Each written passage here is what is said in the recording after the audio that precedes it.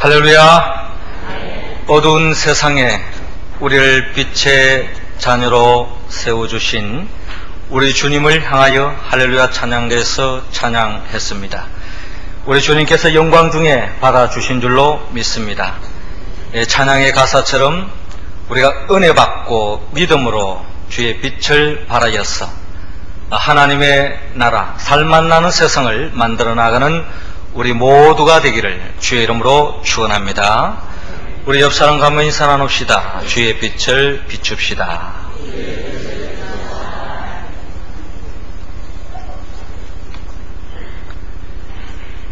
지난 주일은 입춘이었습니다.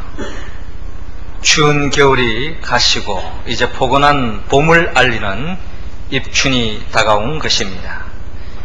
입춘이 다가오고 입춘을 보내면서 집집마다 또 어떤 가게마다 이와 같은 문구를 우리는 볼 수 있는데, 입춘대길 그리고 건양다경이라는 그런 글귀가 써 있는 것을 우리는 종종 볼 수 있습니다.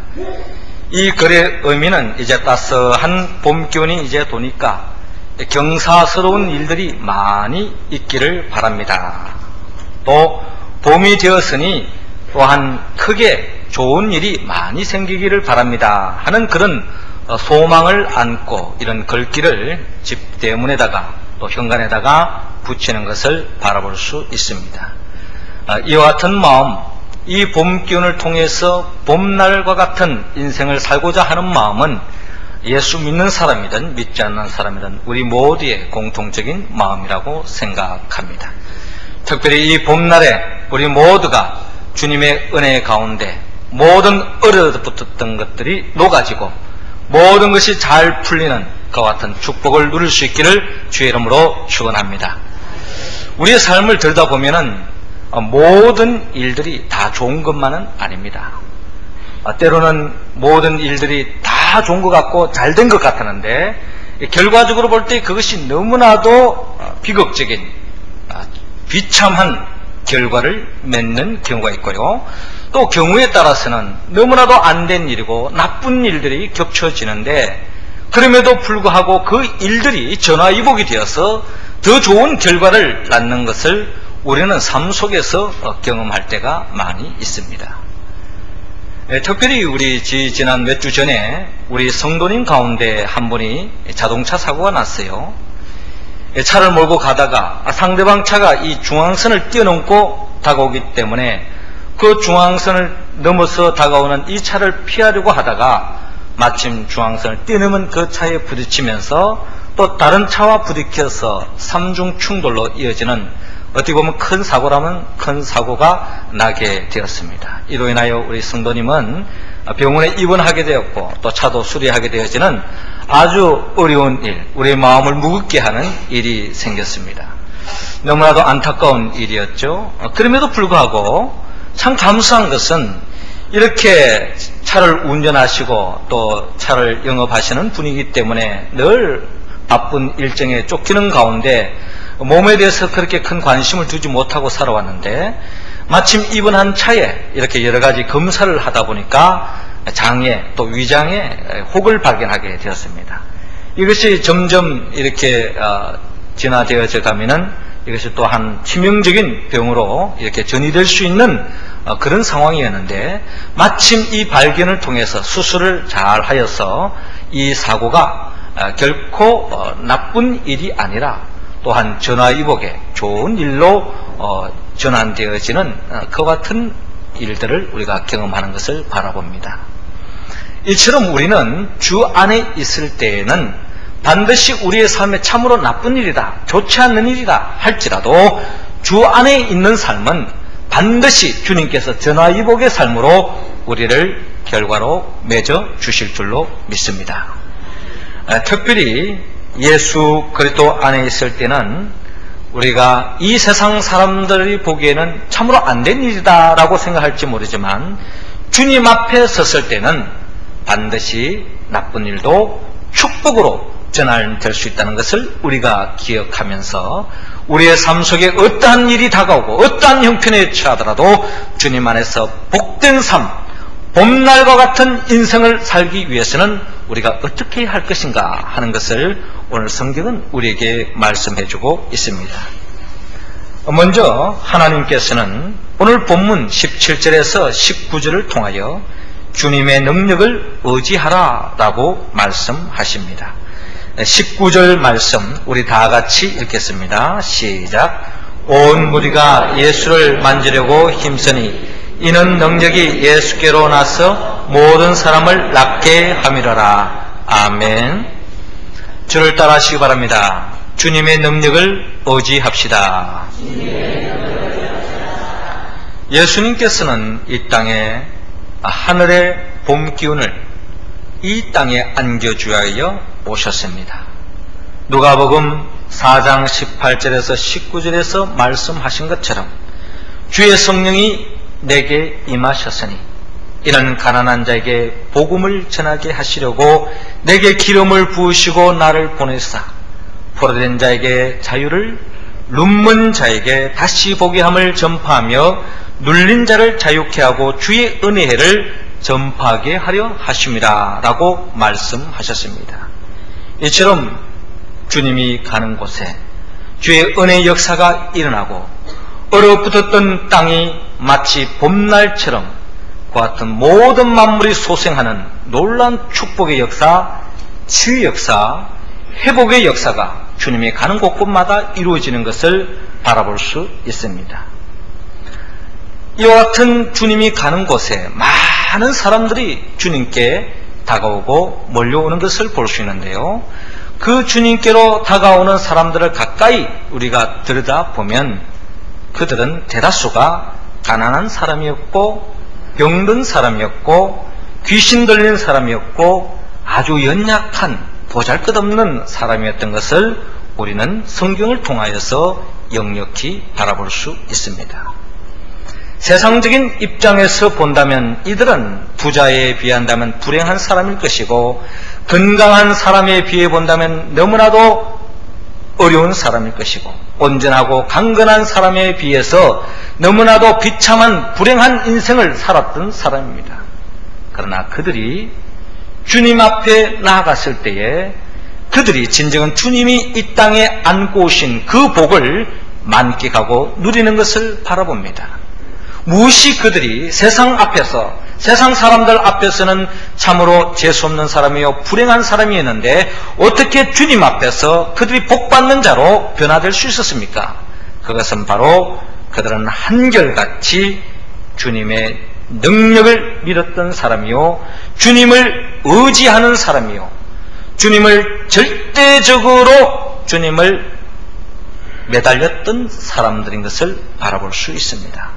세상 사람들 입장에서 본다면 보잘것 없었지만 불행한 사람이지만 그렇기 때문에 더욱더 주님께 다가가고 주님을 삼하고 주의 능력을 의지함을 통하여서 주님이 예비해 놓으신 그 치유의 능력을 맛보는 것을 바라볼 수 있습니다. 우리 교회 어느 성도님께서 오른 눈이 참 아팠습니다. 그래서 오른 눈이 점점 이렇게 마치 이렇게 허옇게 낀 것처럼 해서 이 눈의 시야가 점점 가려지고 앞을 잘 볼 수 없는 것입니다.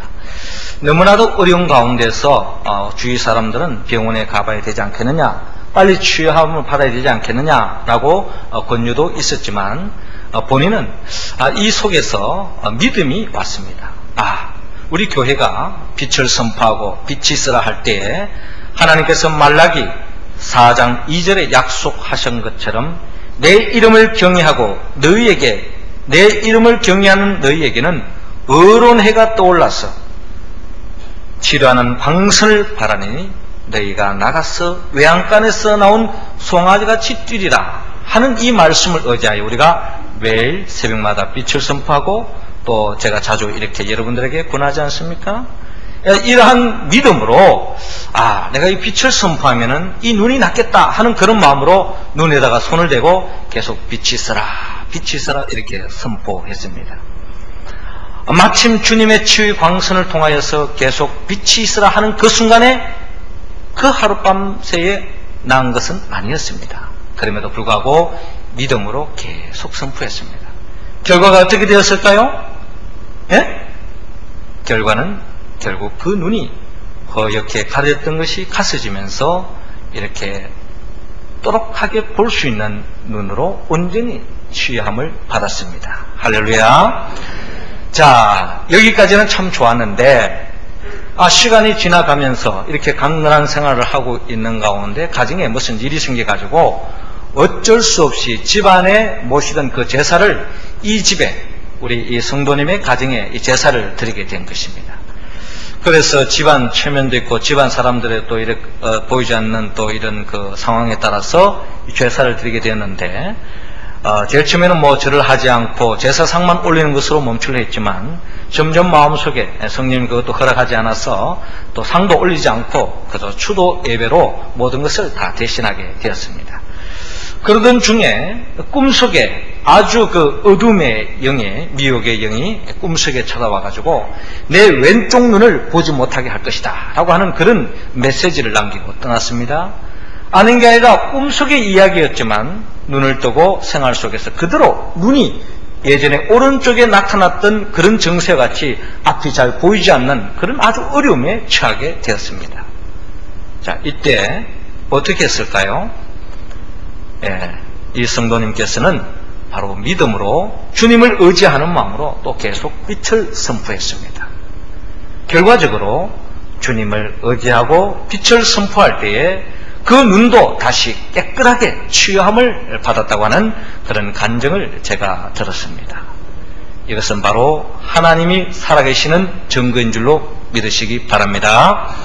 어떤 사람이 주님으로 예배해 놓으신 그 치유와 축복과 또한 회복의 역사에 동참할 수 있습니까? 우리에게 봄날 같은 인생을 안겨주기 오신 그 주님의 기쁨에 동참할 수 있습니까? 주님의 능력을 의지하고 절대적으로 매달리는 사람, 그 사람이 바로 주님이 예비해 놓으신 복을 받을 줄로 믿습니다. 내게 능력 주시는 자 안에서 내가 모든 것을 할 수 있느니라 라고 하는 고백처럼 내 힘으로는 할 수 없지만 인간적으로 어떠한 방법도 할 수 없다 할지라도 그런 일을 직면했다 할지라도 우리의 능력자 되시는 예수 그들 의지하고 나아갈 때에 어떠한 얼어붙었던 삶의 자리도 봄날에 모든 것이 녹아지는 것처럼 녹아지고 형통한 축복의 역사가 도래될 줄로 믿습니다. 이 믿음으로 더욱더 주님을 능력을 의지하고 나가는 우리 모두가 되기를 주의 이름으로 축원합니다. 두 번째로 어떻게 하면 우리가 주 앞에서 복 있는 봄날 같은 삶을 살 수 있을까요?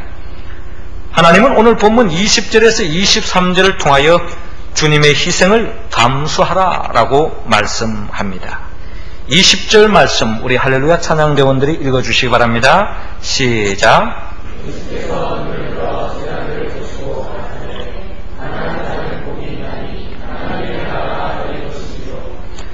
아멘. 예수께서 눈을 들어 제자들을 보시고 가라사대 가난한 자는 복이 있나니 하나님의 나라가 너희 것이며. 저를 따라하시기 바랍니다. 주님의 희생을 감수합시다. 주님이 가는 곳에 봄날의 역사가 일어납니다. 그리고 많은 사람들이 주님을 따르고 있습니다.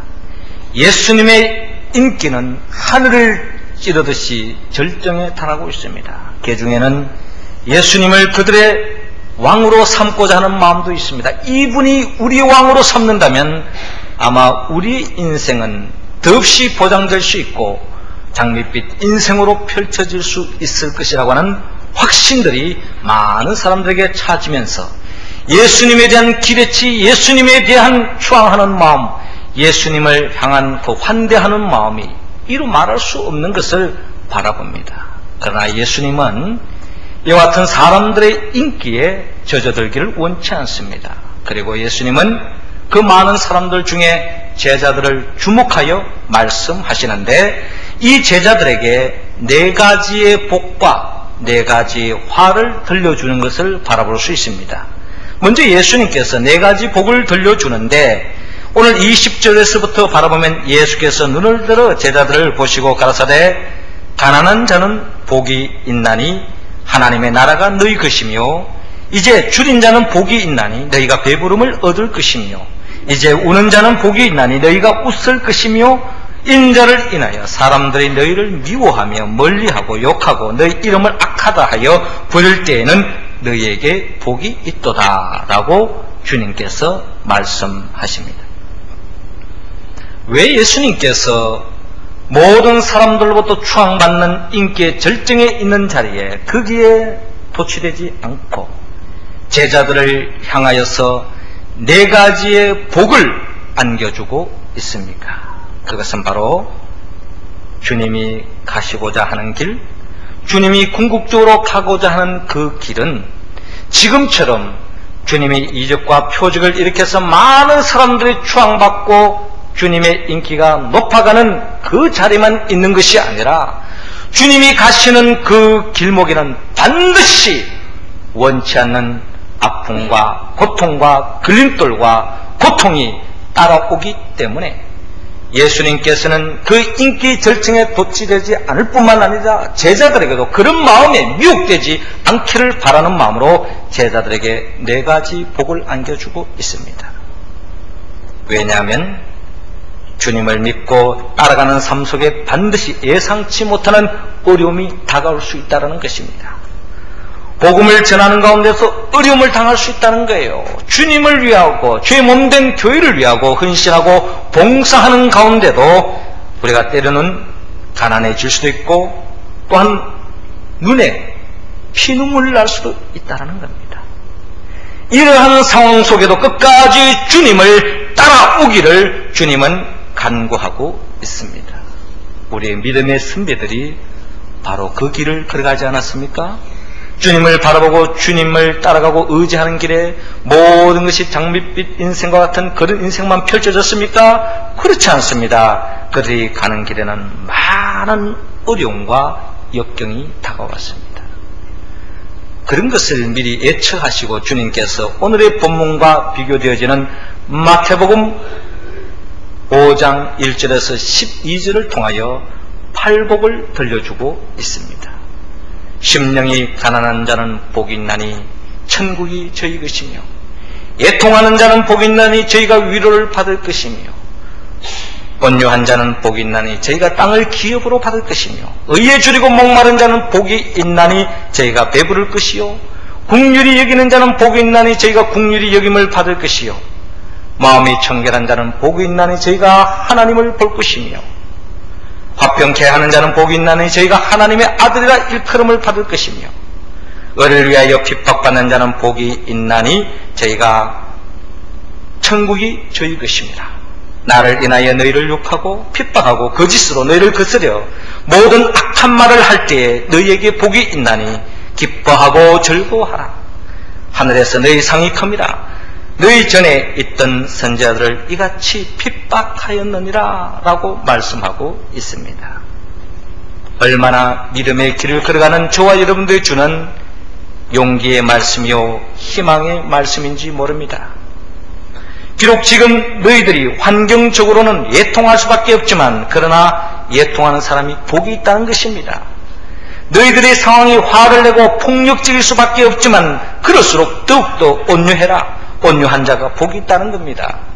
어렵게 살 수 없는 환경이지만 그래도 어렵게 살아라. 의에 줄이고 목마른 자가 결국 복이 있다는 것입니다.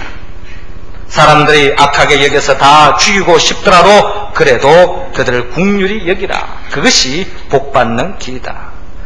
환경이 악하더라도 마음이 더러워지면 안 된다. 그럴수록 마음이 더 청결해져야 한다. 그것만이 복받는 길이다. 싸우고 싶더라도 싸우지 말라. 오히려 화평하는 자가 복을 받을 것이다. 의를 위하여 핍박을 받더라도 차라리 핍박을 받으라. 그러면 하늘에서 너희 상이 클 것이다 라고 말씀하고 있습니다. 어떠한 어려움, 주님의 길을 따라가는 가운데 희생을 강요하고 고통이 따라온다 할지라도 그걸 잘 감수하라는 겁니다. 또 눈에 보이는 그런 핍박이 다가올 때 그 핍박하는 자를 향하여 축복할 수 있기를 주님은 권면하고 있습니다. 누가복음 23장에 보면 이와 같은 본을 예수님께서 잘 보여주고 계시죠. 십자가에 못 박혀 죽음을 당할 때 예수님께서 말씀하십니다. 아버지여 저희를 사하여 주옵소서.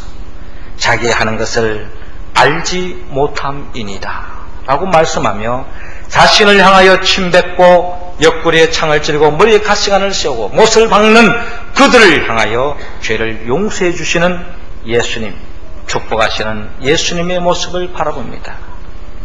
사도행전 7장에 보면 이 주님의 모습을 그대로 본받아 스데반 집사가 주의 복음을 전가할 때 돌에 맞아서 처참하게 죽어가는 그 현장 속에서 하나님 보좌 우편에 일어서서 자신을 바라보시는 주님을 바라보면서 그는 영광의 자리에 들기 전에 그는 주여 이 죄를 저들에게 돌리지 마옵소서 하며 저주하지 않고 그들을 향하여서 축복하는 스데반의 집사의 모습을 바라봅니다. 이 길만이 바로 우리 모두가 주님 안에서 하나님의 자녀로서 복받는 길인 줄로 믿으시기 바랍니다. 저는 서울에서 사역을 감당하다가 하나님의 부르심을 받고 은양제일교회에 오기 전에 참으로 제가 존경하고 사랑하는 권사님께서 붓글씨로 제 사역을 떠나는 저에게 붓글씨로 말씀을 하나 딱 이렇게 제게 안겨주었어요.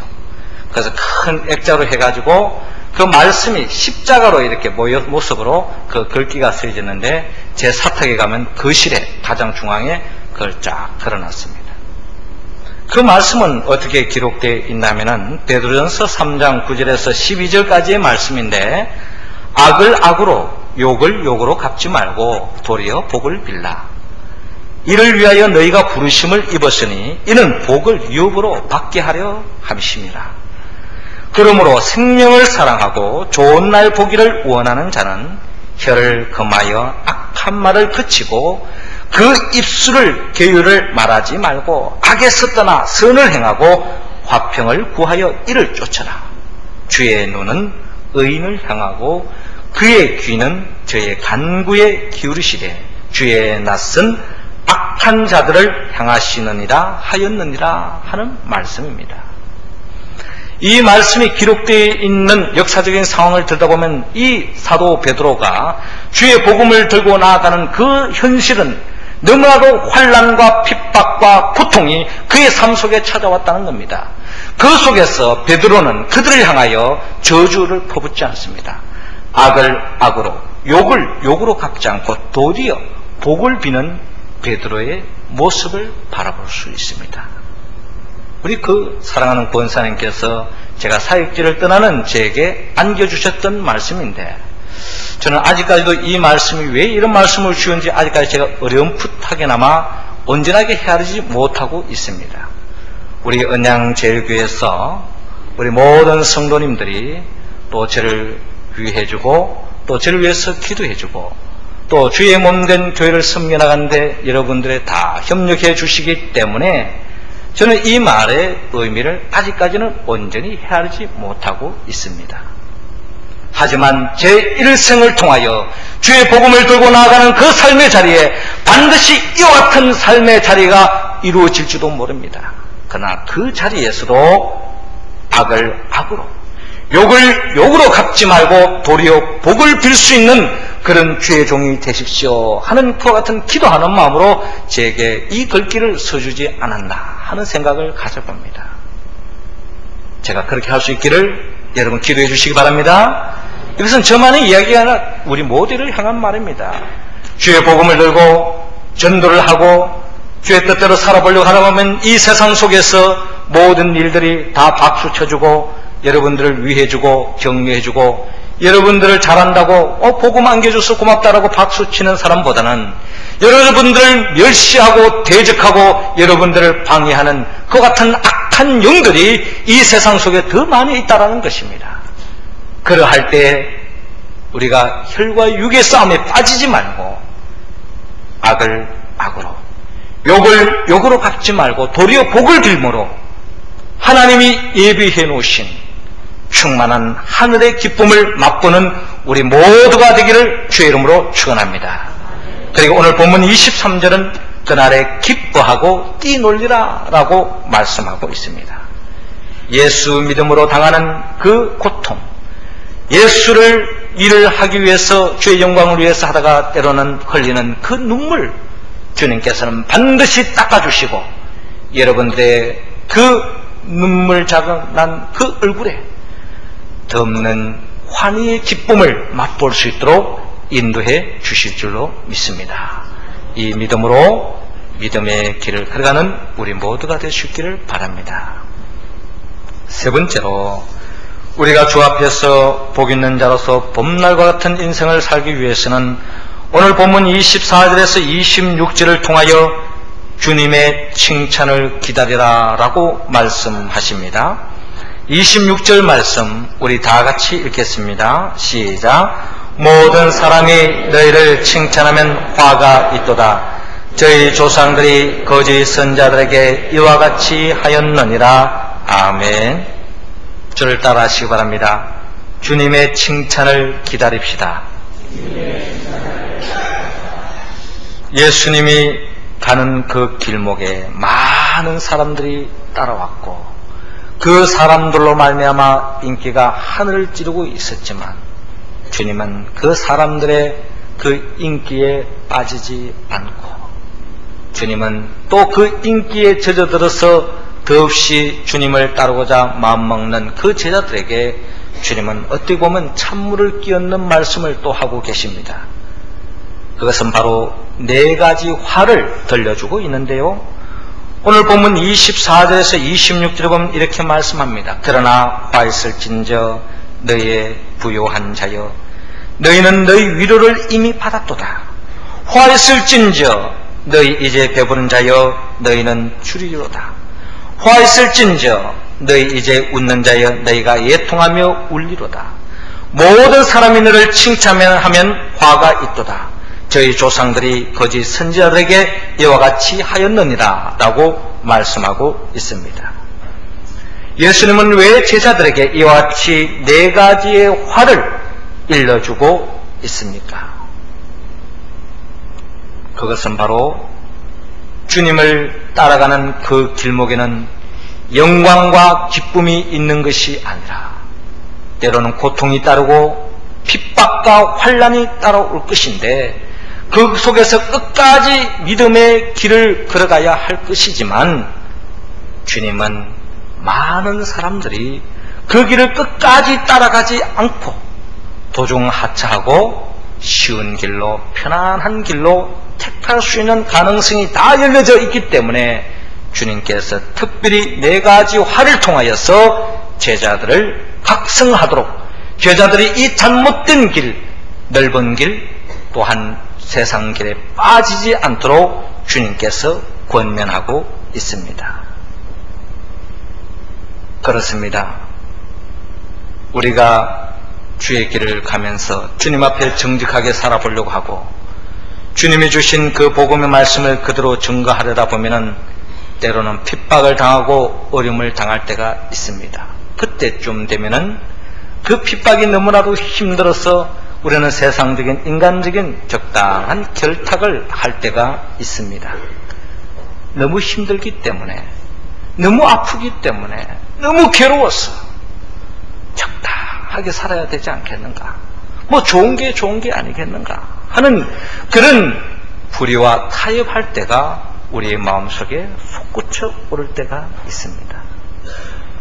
그래서 그 중에 어떠한 사람들은 그 죄와 결탁하고 세상과 짝함으로 말미암아 부요해지기도 합니다.